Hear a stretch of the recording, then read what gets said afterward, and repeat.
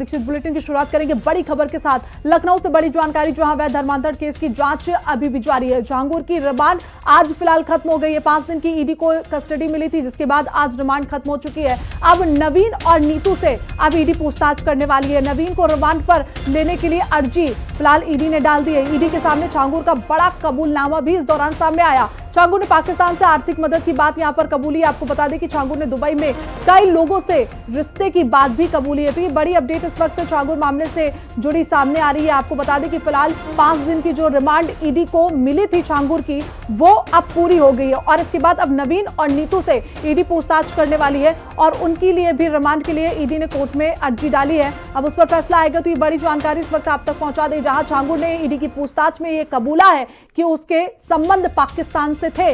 उसको आर्थिक जो फंडिंग वहां से की जा रही थी वो पाकिस्तान से की जा रही थी। इसके अलावा कई बड़े खुलासे जहांगीर ने किए हैं। तो ईडी लगातार कई दिन से जहांगीर से पूछताछ कर रही थी, जिसके बाद आज जहांगीर की रिमांड पूरी हो चुकी है और इस बीच जहांगीर ने पाकिस्तान से कनेक्शन का कबूलनामा भी किया। तो कई सवालों पर जहांगीर ने चुप्पी भी इस दौरान साधी। कई सवाल ईडी ने जहांगीर से पूछे तो कई के जवाब यहां पर जहांगीर देते हुए नजर आया और कई जवाबों पर वो चुप रहा। इसी के साथ धर्मांतरण के आरोप में भी नवीन और नीतू जो फंसे हुए थे उनकी भी आज उनसे भी पूछताछ की जाएगी। और ज्यादा जानकारी के साथ हमारे सहयोगी राहुल हमारे साथ जुड़े हुए हैं। राहुल, क्या कुछ अपडेट है अभी, क्योंकि आज रिमांड पूरी हो चुकी है और ऐसे में जहांगीर का पाकिस्तान कनेक्शन भी निकलकर सामने आया है।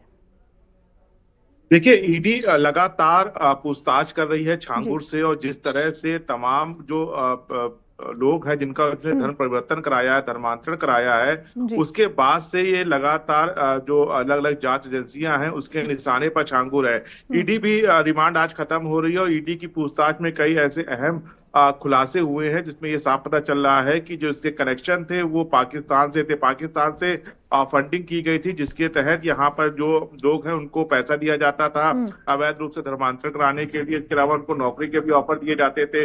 ये तमाम चीजें सामने खुलकर आई है ईडी की पूछताछ में और ईडी लगातार जो अन्य इसके साथी हैं, चाहे उसमें नवीन वोरा है या नीतू है, उनकी भी रिमांड लेकर उनसे भी पूछताछ करना चाहती है कि आखिर ये जो फंडिंग हो रही थी, ये फंडिंग कहाँ से हो रही थी, पाकिस्तान से किस तरह से ये फंडिंग हुई और पैसे कहाँ कहाँ है, कितने अकाउंट है, ये तमाम चीजें इस पूछताछ में जहांगीर ने बताई हैं। लेकिन साथ ही साथ उसने ये भी कहा है कि जबरन उसने किसी का धर्मांतरण नहीं कराया है, किसी को जबरदस्ती उसने नहीं कराया है। जो लोग इच्छा उसके पास आए थे उसका उन्होंने धर्मांतरण कराया है। लेकिन जो पीड़ित है उनका जिस तरह से बयान सामने आ रहे हैं कि जबरदस्ती और उसको धमका कर धर्मांतरण किए गए हैं, पैसों का लालच दिया गया है, विदेशों में नौकरी का ऑफर दिया गया है, इन तमाम चीजों को दबाव डलवा कर उनका धर्मांतरण कराया गया है। इसी को लेकर ईडी लगातार पूछताछ कर रही है कि आखिर इतना पैसा कहां से आया, जिसमें जो पाकिस्तान से संबंध है वो सामने उजागर हुए हैं कि पाकिस्तान से लगातार फंडिंग हो रही थी यहाँ पर इस्लाम को फैलाने के लिए, जो हिंदू हैं उनका धर्मांतरण कराने के लिए। राहुल, बिल्कुल देखिए, जिस तरीके की मंशा पाकिस्तान की हमेशा से भारत के प्रति देखने को मिली है, तो एक सवाल ये भी उठता है कि क्या सिर्फ धर्मांतरण कराने के लिए फंडिंग की जा रही थी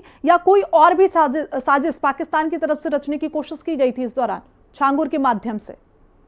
देखिए, निश्चित तौर पर लगातार जो जांच एजेंसियां हैं वो जहांगीर से इन्हीं बिंदुओं को लेकर पूछताछ कर रही हैं कि क्या धर्मांतरण ही एक वजह थी जिसको लेकर लगातार फंडिंग की जा रही थी। क्योंकि इस्लाम का प्रचार प्रसार करने के लिए जहांगीर लगातार अलग अलग प्रदेशों में घूमता रहता था। जहां पर कर्नाटक की बात करें, मध्य प्रदेश की बात करें, वहां की तमाम ऐसी पीड़िता हैं जिन्होंने अपनी बात बताई है किस तरह से उनको दबाव डलाकर उनके साथ धोखाधड़ी करके उनका धर्मांतरण कराया गया था।